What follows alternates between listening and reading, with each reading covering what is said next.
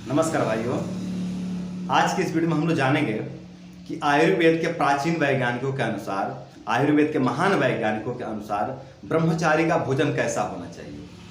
बार बार comments आ रहे थे कि भैया जी बताइए ब्रह्मचारी का भोजन कैसा होना चाहिए, भोजन के बारे में भी जानकारी दीजिए। तो चलिए आज जान लेते हैं कि ब्रह्मचारी का भोजन कैसा होना चाहिए आयुर्वेद के वैज्ञानिकों के अनुसार, आयुर्वेद के महान वैज्ञानिकों के अनुसार। तो चलिए वीडियो को शुरू करते हैं। नंबर 1, ब्रह्मचारी को कभी भी सुबह का पहला भोजन स्नान किए बिना नहीं करना चाहिए। मतलब पहले स्नान करें उसके बाद भोजन करें, और कभी भी भोजन के बाद स्नान नहीं करना चाहिए। यदि आप भोजन के बाद स्नान करते हैं तो पेट की अग्नि मंद हो जाएगी, जो पेट की जठर अग्नि है ये मंद हो जाएगी, धीमा हो जाएगी, और धीमा होने के कारण, मंद होने के कारण खाने का पाचन नहीं होगा। जो आप खाना खा लिए हैं और ऊपर से स्नान कर लिए तो पेट की अग्नि मंद हो गई, और पेट की अग्नि मंद हो गई तो खाने का पाचन नहीं होगा, खाना सड़ेगा, और खाना सड़ेगा तो आप ब्रह्मचर्य नहीं कर पाएंगे। आपके शरीर में अनेकों प्रकार के रोग दोष उपद्रव शुरू हो जाएंगे, मानसिक समस्या उत्पन्न हो जाएगा और आप ब्रह्मचर्य से गिर जाएंगे, आप ब्रह्मचर्य नहीं रह पाएंगे। ये नियम उन लोगों के लिए भी है जो ब्रह्मचर्य नहीं करते हैं। जो साधारण लोग हैं जो ब्रह्मचर्या में नहीं हैं, उनके लिए भी यही नियम लागू होता है कि भोजन के बाद कभी भी स्नान नहीं करना चाहिए। अगर भोजन के बाद स्नान करते हैं तो ये सब समस्याएं आपको उत्पन्न होंगे और आप रोगग्रस्त हो जाएंगे, आपके शरीर में अनेकों प्रकार के रोग दोष उत्पन्न हो जाएंगे। नंबर 2, आपका प्रतिदिन का भोजन षड्रस होना चाहिए। मतलब आप जो प्रतिदिन जो भोजन लेते हैं उसका 6 स्वाद होना चाहिए, जैसे कि खट्टा, मीठा, तीखा, कड़वा, कसैला और नमकीन। ये 6 स्वाद आपके भोजन में होना चाहिए। प्रतिदिन के भोजन में ये 6 स्वाद होना चाहिए। अब आपके मन में प्रश्न आएगा कि 6 स्वाद क्यों, इसके पीछे का वैज्ञानिक कारण क्या है। तो इसका उत्तर है कि हमारे शरीर को प्रतिदिन 6 स्वाद की आवश्यकता होती है। आयुर्वेद के अनुसार हमारे शरीर को प्रतिदिन 6 स्वाद की आवश्यकता होती है, खट्टा, मीठा, तीखा, कड़वा, कसैला और नमकीन। और यदि किसी भी एक स्वाद की कमी या अधिकता हो जाए, जैसे कि हम कड़वा स्वाद इग्नोर कर दें, खाए ही नहीं कड़वा स्वाद, हमें पसंद ही नहीं है, तो फिर आगे चलकर होगा ये कि हमारे शरीर में अनगिनत प्रकार के रोग दोष प्रकोपित हो जाएंगे। कोई ना कोई दोष इम्बैलेंस हो जाता है, दोष ऊपर नीचे हो जाते हैं, और दोषों का ऊपर नीचे होना ही रोग है। आयुर्वेद के अनुसार दोषों का ऊपर नीचे हो जाना ही रोग है। वात पित्त कफ के बिगड़ने से ही कोई भी रोग होता है। दुनिया के जितने भी रोग हैं, दुनिया के जितने भी रोग का आप नाम जानते हैं, ये तभी होते हैं जब वात पित्त कफ में कोई गड़बड़ी हो जाए, कोई ऊपर नीचे हो जाए। तो इनको अगर बैलेंस रखना है, वात पित्त कफ को बैलेंस रखना है, तो इन 6 स्वाद में आपको बैलेंस बना के चलना पड़ेगा। खट्टा, मीठा, तीखा, कड़वा, कसैला में और नमकीन में बैलेंस बना के चलना पड़ेगा आपको। कोई भी एक स्वाद की अधिकता ना हो जाए और कोई भी एक स्वाद की कमी ना पड़ जाए बॉडी में, इसका ध्यान रखें। जैसे कि थोड़ा खट्टा भी खाएं, थोड़ा मीठा भी खाएं, थोड़ा कड़वा भी खाएं, थोड़ा कसैला भी खाएं, थोड़ा नमकीन भी खाएं। इन 6 स्वाद का बैलेंस बना के चलें और प्रतिदिन इसका बैलेंस बनाए रखें। जैसे कि आप अगर दही खा लेते हो तो इससे खट्टा मिल गया, मीठा भी मिल गया, है ना। अगर आप काकड़ी खा लेते हो तो इससे आपको कसैला मिल जाता है। खीरा खा लेते हो तो इससे आपको कसैला मिल जाता है। चुकंदर खा लेते हो तो इससे आपको कसैला मिल जाता है। अगर आप दाल चावल रोटी खाते हैं तो इससे आपको मीठा मिल जाता है ना। तो और नमक होता ही है साथ में। तीखा के लिए आप मिर्च का, अदरक का प्रयोग कर लेते हैं, मिर्च मसाला का प्रयोग हो जाता है, और नमक के लिए नमक है ये भोजन में। तो इस तरह के जो स्वाद है, जो 6 स्वाद हैं, इनका बैलेंस बना कर चलें। आप कोई भी बहुत ज़्यादा ना खाएं, जैसे कि बहुत ज़्यादा आप तीखा ना खाएं, या ऐसा ना करें कि कड़वा का फायदा समझ करके आप केवल कड़वा के पीछे ही पड़ जाएं, या फिर ऐसा नहीं कि नमक का फायदे समझ करके, नमक के फायदे जान करके केवल नमक के पीछे ही आप पड़ जाए। ऐसा नहीं करें।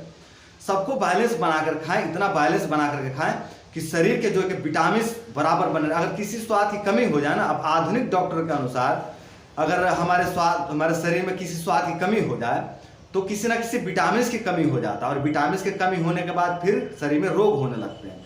यही बात आयुर्वेद भी कहता है। आयुर्वेद इससे भी गहरा में जाकर कहता है कि दोष बिगड़ जाते हैं, जैसे कि वात पित्त कफ, और वात पित्त कफ के बिगड़ने से ही दुनिया का कोई भी रोग होता है।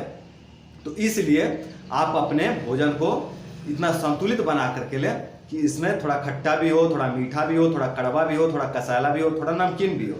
और ये हमें कहाँ से मिलेगा, हमने आपको बता दिया कि आपको चुकंदर से, खीरा से कसैला स्वाद मिल जाएगा, है ना, टमाटर से खट्टा स्वाद मिल जाएगा, वो सब आप खोजेंगे, आप देखिए ना, सब कुछ स्वाद अपने खाने में मौजूद है, बस इनका बैलेंस बना कर चलें। हम लोग गलती ये करते हैं ना कि हम लोग किसी एक स्वाद से बहुत दूरी बना लेते हैं।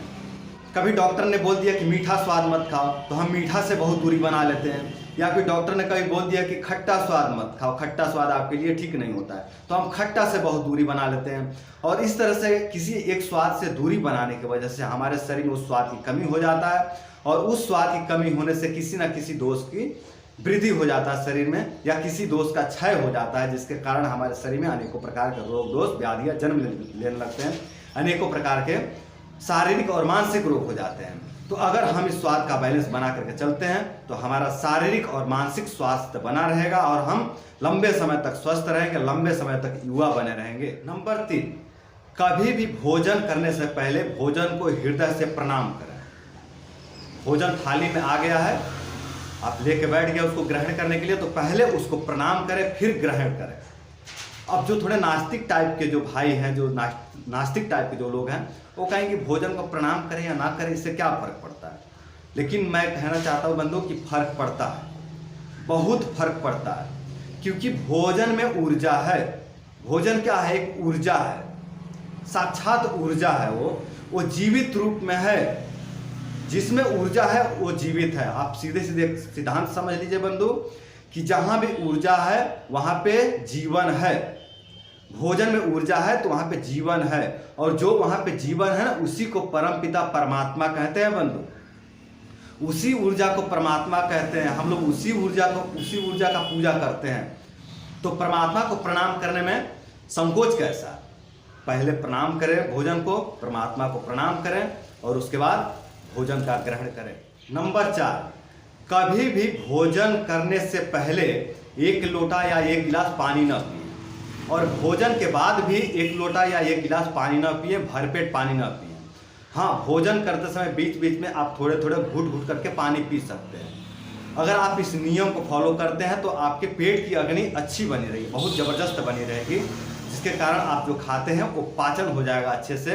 अगर आपकी अग्नि अच्छी है तो आप जो खाते हैं उसका अच्छे से पाचन होगा, और आपके शरीर में लगेगा, आपको ऊर्जा मिलेगा, आपको बल मिलेगा, और आपका स्वास्थ्य बना रहेगा। अगर आप इस नियम का पालन नहीं करते हैं और लापरवाही करते हैं कि जब खाना लेकर बैठे तो पहले 1 गिलास या 1 लोटा पानी पी लिए, फिर खाना खाने के बाद भी गड़गड़ गड़गड़ गड़गड़ करके आपने 1 लोटा 1 गिलास पानी पी गए, तो इससे होगा ये कि आपके पेट की अग्नि मंद पड़ जाएगी, और पेट की अग्नि मंद पड़ गई तो बंधु आपके शरीर में अनगिनत बीमारियां जन्म लेंगे। आयुर्वेद ऐसा कहता है कि शांते अग्नि म्रियते, शांते अग्नि म्रियते, मतलब अग्नि के शांत होने से आदमी की मृत्यु हो जाती है, मनुष्य की मृत्यु हो जाती है। तो बंधु आप अपने अग्नि को शांत न करें। अग्नि के शांत होने से मृत्यु होती है, और अग्नि जब धीमा पड़ जाए तो बंधु ये शरीर रोगी हो जाता है, रोगग्रस्त हो जाता है, शरीर का ऊर्जा नष्ट हो जाता है, शरीर बिल्कुल बेजान पड़ जाता है, दुर्बल पड़ जाता है, शरीर में असंख्य बीमारियां जन्म लेने लगते हैं अग्नि के धीमा होने से।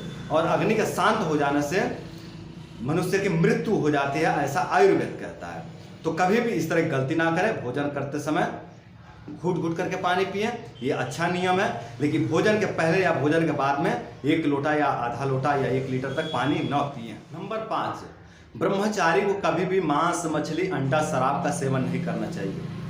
अगर आप मांस, मछली, अंडा, शराब का सेवन करते हैं तो आप वीर्य के वेग को रोक नहीं पाएंगे, और आप अपने वीर्य को शुद्ध नहीं रख पाएंगे। वीर्य शुद्ध नहीं रहेगा तब भी वो शरीर से निकल जाएगा, क्योंकि शरीर अशुद्ध चीज को धारण नहीं करती है। अगर आप ब्रह्मचर्य को धारण करना चाहते हैं, वीर्य को धारण करना चाहते हैं, तो अंडा, मांस, मछली, शराब आदि से परहेज करें, इसे दूरी बना करके रखें। अगर आप इसके संपर्क में जाते हैं वीर्य, तो वीर्य अशुद्ध होगा, और जब वीर्य अशुद्ध होगा तो शरीर में रुकेगा नहीं, वो शरीर से निकल जाया करेगा, क्योंकि शरीर का ये नियम है कि शरीर अशुद्ध चीज़ों को अपने अंदर नहीं रखती है। ठीक है, तो कभी भी आप मांस, मछली, अंडा, शराब का सेवन नहीं करेंगे अगर आप ब्रह्मचर्य का पालन कर रहे हैं तो। हाँ, यदि आप बहुत ज़्यादा बीमार हैं, बहुत ज़्यादा कमज़ोर हो चुके हैं, बहुत ज़्यादा क्षीण हो चुके हैं, तो आप अपने चिकित्सक के परामर्श अनुसार अपना भोजन और दिनचर्या बनाएं। आपका भोजन केवल ब्रह्मचारी जैसा नहीं होना चाहिए, एक रोगी जैसा भी होना चाहिए। जैसा कि आपको समस्या हो गया, जिस तरह का आपको रोग उत्पन्न हो गए हैं, उसके अनुसार आपका भोजन होना चाहिए। तो हो सकता है कि डॉक्टर आपको मांसाहार भी सेवन करने की सलाह देते हैं।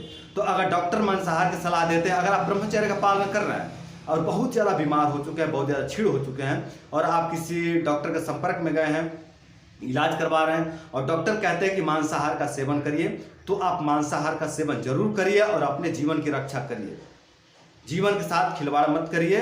आप डॉक्टर के कहे अनुसार, देखिए डॉक्टर चिकित्सा कर रहे हैं, वह आपके देव स्वरूप हैं, आपके लिए वो भगवान है, तो जैसा वो कह रहे हैं वैसा आप फॉलो करिए। वो अपने लिए नहीं कह रहे हैं, आपके जीवन के लिए कह रहे हैं। जीवन बचा तो आगे धर्म होगा, आगे आप सुधार कर सकते हैं, जो गलतियां हुए उसका आप क्षमा भी मांग सकते हैं परमपिता परमात्मा से, लेकिन जीवन ही चला गया तो फिर आप कुछ नहीं कर पाओगे बंधु। इसलिए चिकित्सक के कहे अनुसार, चिकित्सक के सलाह अनुसार आप अपना भोजन और दिनचर्या बनाएं। जैसा आपको समस्या हो गई, जैसा आपको रोग दोष हो गए उस प्रकार से, मतलब जो आपको भोजन दिए जा रहे हैं ना, वो भोजन नहीं, औषधि हैं। रोग में जो भोजन बताया जाता है वो भोजन नहीं औषधि होता है। तो जैसा औषधि आपको चिकित्सक देते हैं, जैसा चिकित्सक बताते हैं खान पान, वैसा आप खान पान करें, ठीक है। नंबर 6, कभी भी काम, क्रोध, चिंता, चंचलता, भय की उपस्थिति में भोजन न करें। अगर आप इनके उपस्थिति में भोजन करते हैं तो वो भोजन पचेगा नहीं, पेट में सड़ेगा। क्योंकि जब हम बहुत ज़्यादा कामुक होते हैं तो हमारा ऊर्जा मूलाधार चक्र पर होता है, और खाना को पचाने के लिए ऊर्जा की आवश्यकता कहाँ है? मणिपुर चक्र पे, अर्थात नाभि में ऊर्जा की आवश्यकता होती है। जब हम खाना खा लेते हैं तो हमारी ऊर्जा नाभि पे होनी चाहिए, तब जाके खाना का पाचन होता है। वही ऊर्जा खाना का पाचन करता है। और यदि हम बहुत ज़्यादा कामुक है तो हमारी ऊर्जा उस समय मूलाधार चक्र पर अटका हुआ, तो खाने का पाचन नहीं होगा, खाना सड़ेगा। जब हम बहुत ज़्यादा चिंतित होते हैं तो हमारा ऊर्जा आता है ब्रेन पे, उस समय ऊर्जा हमारा ब्रेन पे होता है, यहाँ पे काम कर रहा होता है, यहाँ पे एक्शन कर रहा होता है, यहाँ पे लड़ रहा होता है नकारात्मक विचारों से, ठीक है। तो ये ऊर्जा नकारात्मक विचारों से लड़ रहा है, और आपने उस समय अगर भोजन डाल लिया तो ऊर्जा तो यहाँ अटका हुआ है, फिर आपका खाना पेट में सड़ेगा, पचेगा नहीं, ठीक है। ऐसे ही आप बहुत ज़्यादा भयभीत हैं तो उस समय भी आपका ऊर्जा छीड़ हो गया, तो उस समय ऊर्जा आपकी बॉडी में होता ही नहीं है। जब भी आप भयभीत हो जाए तो आपका ऊर्जा उस समय छीड़ हो जाता है, तो उस समय कभी किया गया भोजन पचता नहीं है, सड़ता है। जब आप बहुत ज़्यादा क्रोधी होते हैं तब भी आपका ऊर्जा छीड़ हो जाता है।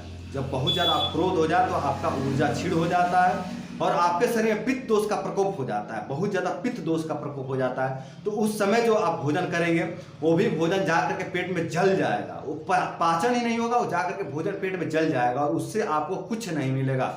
उल्टा आपको बीमारियां होंगे, आपको रोग दोष प्रकोपित होंगे, आपके शरीर में और ज़्यादा पित्त बढ़ेगा। अगर पित्त बढ़ा हुआ है, ऊपर से आपने भर पे ठूस दिया पेट में, तो ये जो है कि पित्त को बहुत ज़्यादा प्रकोपित कर देगा और आपके शरीर को जलाने लगेगा।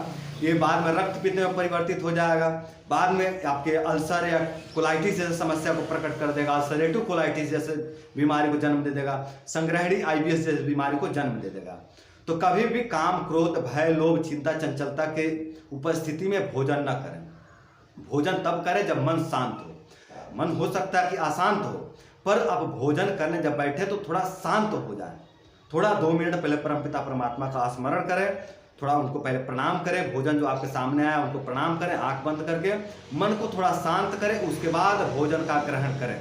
तो अगर इस नियम का पालन करते हैं तो आप जो भी खाएंगे वो शरीर में जाकर लगेगा, उसका पाचन होगा, और जब पाचन होगा, जब शरीर में लगेगा तो आपके शरीर में स्वास्थ्य की वृद्धि होगा, आपके शरीर में ऊर्जा का वृद्धि होगा, आपके शरीर में एक नवीन ऊर्जा का संचार होगा। नंबर 7, कभी भी फ्रिज का पानी न पिएं। आप ब्रह्मचर्य में हो तब, या फिर ब्रह्मचर्य नहीं कर रहे हैं तब, आप चाहे ब्रह्मचारी हो या ब्रह्मचारी ना हो, आप फ्रिज का पानी न पिएं। फ्रिज का पानी ठंडा होता है, और जब आप फ्रिज का पानी पीते हैं ना तो आंतें संकुचित हो जाते हैं बंद। आंतों का काम क्या है? आंत मूवमेंट करते रहते हैं, ठीक है, आंत मूवमेंट करते रहते हैं, इससे मल सरकता है, खाने का पाचन होता है, इसमें ऐसा पीसता है, ऐसा अन्न का पिसैया होता है पेट में। तो अगर आप फ्रिज का पानी पी लेते हैं तो होता ही है बंधु कि आपकी आंतें अकड़ जाती हैं, ठंडा लग जाता है ना पेट को जब बहुत ज़्यादा जरूरत से ज़्यादा ठंडा पड़ जाए पेट में तो आंतें बिल्कुल अकड़ जाती है। अब आंत मूवमेंट नहीं करके ऐसे पड़े रहेगी, ऐसे ही पड़े रहेगी, तो ऐसे पड़े रहेगी तो इसमें मूवमेंट नहीं होगा, और जब मूवमेंट नहीं होगा तो खाने का पाचन नहीं होगा। आंत ऐसे मूवमेंट करते रहता है हमेशा, आंत ऐसा मूवमेंट कैसे चलता है आंत, ठीक है, और इसी में खाने का पिसैया होता है, ठीक है। आमाशय भी ऐसा करता है, आमाशय भी करता है, ना आमाशय जो इसकी सही से अपना वर्क करेगा ना आंतें वर्क करेंगी, तो खाने का पाचन ही नहीं होगा, खाना आपके पेट में जा करके सड़ेगा, और सड़ करके फिर अनेकों प्रकार के रोग दोष बीमारियों को जन्म देगा। तो आप ब्रह्मचर्य में हो या ब्रह्मचर्य में ना हो, आप इस नियम का पालन जरूर करें कि आप ठंडे पानी का प्रयोग न करें, फ्रिज का पानी का प्रयोग न करें। आप नॉर्मल मटके का पानी पीजिए या फिर नल का पानी पीजिए। तो ये था आयुर्वेद के महान वैज्ञानिकों के अनुसार ब्रह्मचारी का भोजन कैसा होना चाहिए। तो जैसा मैंने वीडियो में बताया है वैसा होना चाहिए ब्रह्मचारी का भोजन। तो उम्मीद करता हूँ बंधु कि वीडियो में जो जानकारी दिया हूँ उसका पालन करेंगे और उसका पालन करके आप अपने स्वास्थ्य की रक्षा करेंगे, ब्रह्मचर्य का पालन करेंगे और ब्रह्मचर्य का पालन करके आप अपने जीवन को सुंदर बनाएंगे, सफल बनाएंगे। तो बंधु आज के लिए इतना ही। नमस्कार।